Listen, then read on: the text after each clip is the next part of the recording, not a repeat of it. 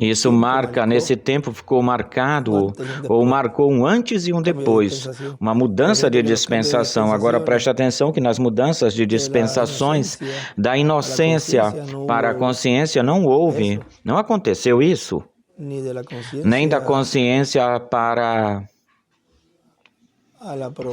a promessa ao governo humano. Não aconteceu isso depois do governo humano para a promessa também não, da promessa para a lei também não. Era porque não estava o verbo aí, a palavra não estava em plenitude aí. Quando vem em plenitude, faz essa mudança da lei para a graça. E se supõe que não acontecesse isso, porque não aconteceu nas outras dispensações. Qualquer um poderia vir ou dizer, não pode ser isso, porque isso não aconteceu nas outras, nas anteriores. Mas houve um momento em que isso iria acontecer quando viesse o Messias ungido, o Cristo viesse aí. Ou seja, era um antes e um depois. Mudou a raça humana completamente. E depois vem as últimas duas, e acontece isso depois das últimas duas, porque depois da graça, a próxima é a dispensação do reino depois da graça, onde volta-se novamente, o verbo volta a se fazer carne de novo. Então, obrigatoriamente tem que acontecer um antes e um depois. Lá foi um antes e um depois para uma mudança de reino, um reino espiritual.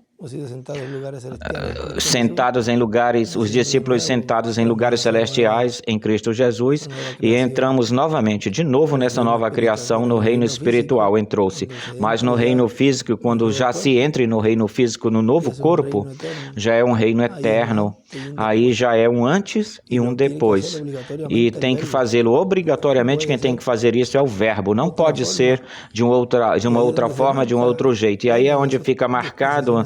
Nessas dispensações anteriores não aconteceu a plenitude.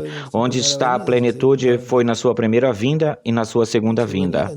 Em sua vinda, em duas partes. Antes de Cristo, depois de Cristo.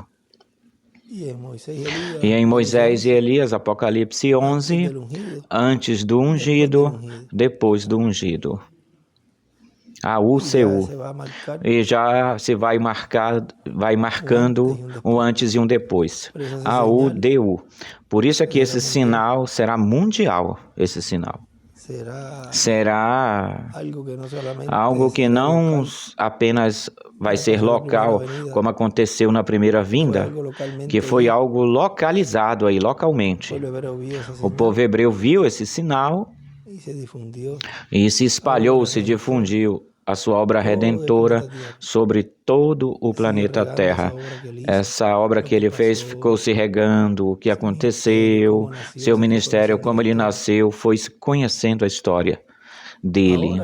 Agora, ao ser em um tempo já onde a civilização chegou num nível, em um conhecimento como no tempo de Noé, essa civilização estava muito adiantada. Talvez ainda não chegamos até isso, eles tinham a ciência, estava muito adiantada lá, mas olhem a forma em que esse sinal, diz o irmão William, que se verá por todo o planeta Terra, será visto esse sinal.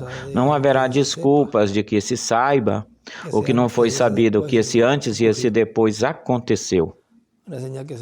O sinal que será visto a nível mundial, em todo o mundo. E com esse sinal, aí já marca um começo já pleno, em plenitude, que entra essas primeiras etapas antes de começar o milênio, de 30 a 40 dias, os 3 anos e meio da grande tribulação, enquanto se esteja realizando a ceia das bodas do Cordeiro, mas nesses entrelaçamentos ou entrelaços aí não se diz que é um antes e um depois, sempre é com a partida desse véu de carne. Lá foi na sua primeira vinda, foi na cruz. Aqui na forma moderna que já a tem, como se fará, que até foi mostrado, como será, foi mostrado. Ou seja, que o mundo saberá onde Deus estava obrando, trabalhando no meio da sua igreja, e o mundo saberá quem é que estará, em quem estará e onde estará o Espírito Santo governando no reino milenial. O mundo saberá. E se sentou no trono do Pai e é nosso Rei em todas as coisas espirituais na nossa vida do dia a dia, diária. Mas no reino de Deus, se estendeu também um trono humano. Deus terá um trono humano também, onde entrou ou tem entrado a Shekinah, o Logos, no seu templo espiritual, na sua igreja, neste tempo, no meio dessas pedras vivas. E Deus foi construindo esse lugar, e agora, para poder Deus inaugurar esse templo, já tendo essas pedras vivas, tem que entrar a Shekinah, a coluna de fogo, tal como entrou no tabernáculo de Moisés e no templo de Salomão. Se construiu e a coluna de fogo entrou e dizia: estamos na era da pedra angular e na dispensação do reino. E na dispensação do reino se está construindo o lugar santíssimo. E se está construindo, não pode estar aí. Todavia, ainda não pode estar aí a coluna de fogo obrando, operando. Ou seja, repousando ou pousando, senão que está em parte se manifestando no meio da sua igreja, construindo. Mas quando já está construída, então vem a coluna de fogo, vem o anjo, a vinda do Filho do Homem com os seus anjos, para pousar no meio da sua igreja, neste templo espiritual que foi construído. Para quem? Para ele. Então ele vem, mas o que é que ele faz? Então realiza uma separação, e isso não foi nas eras. Não, aqui não pode estar o trigo e o joio juntos, não podem estar aqui.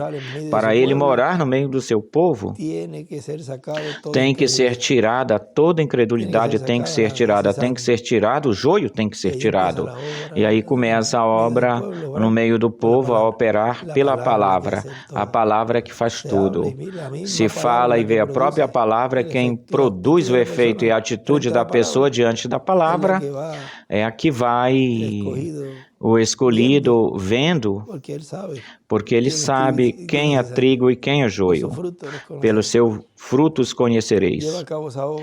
Realiza essa obra de separação, e então depois a plenitude de Deus entra em cada escolhido, porque é seu templo, sua igreja, é o lugar santíssimo que esteve sendo preparado para ele morar no meio do seu povo, mas já não é em um lugar de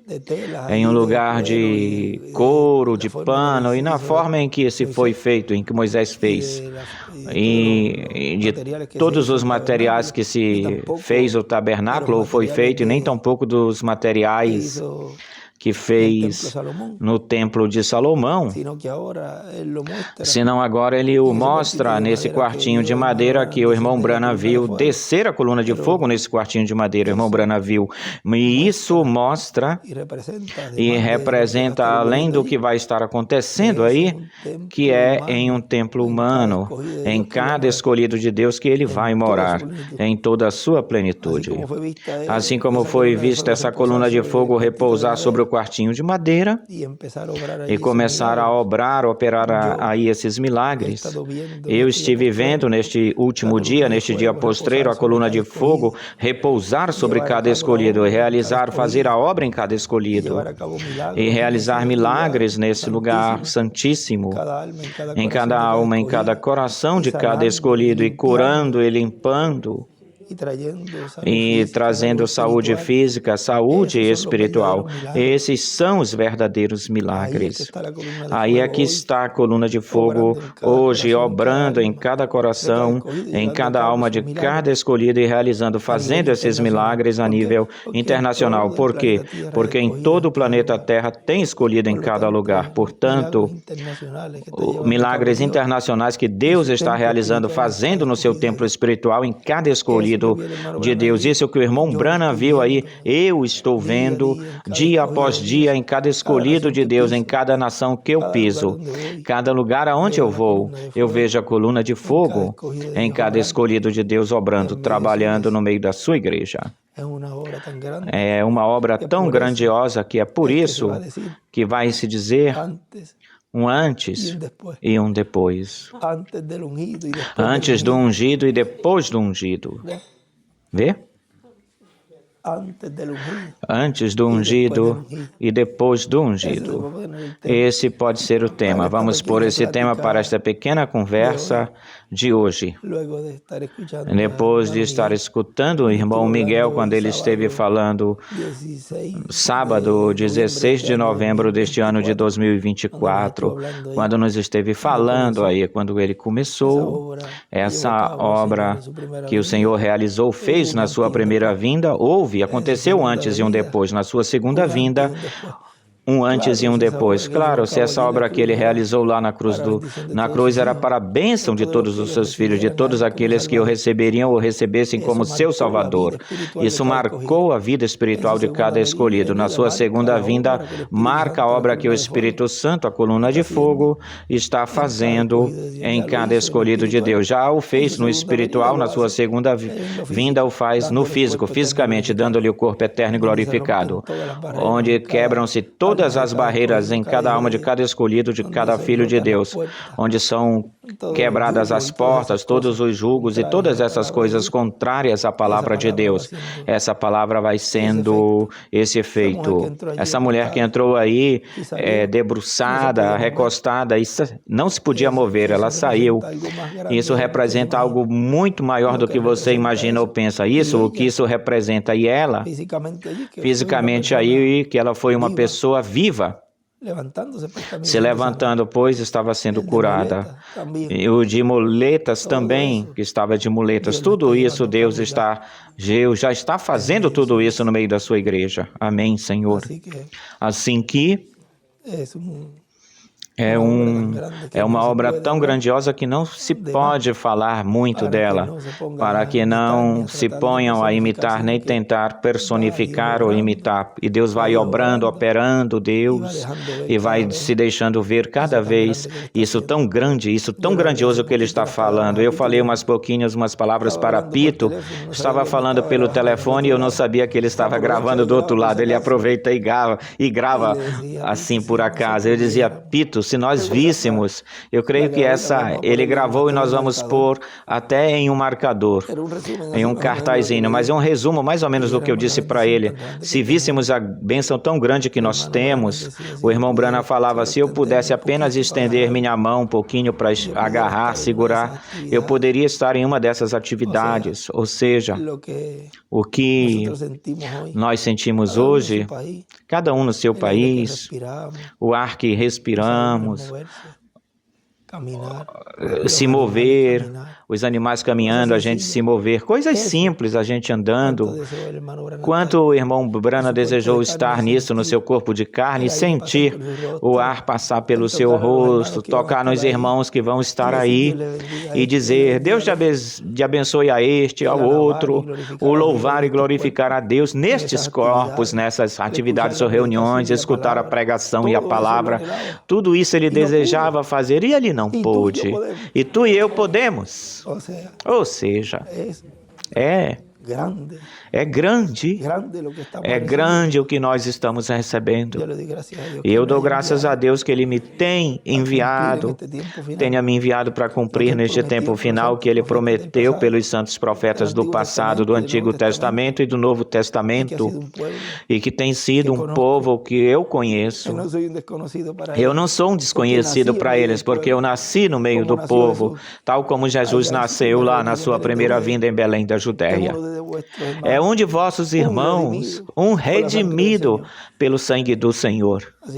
Assim que hoje nós estamos de festa no Chile, hoje nós estamos regozijados, gozosos no Chile, porque eu já vi chegando irmãos e irmãs, onde esteve obrando e continuar obrando, operando a coluna de fogo. E amanhã já continuarei vendo irmãos, onde a coluna de fogo está obrando neles. Que continue obrando a coluna de fogo em nossas vidas e nos continue ajudando.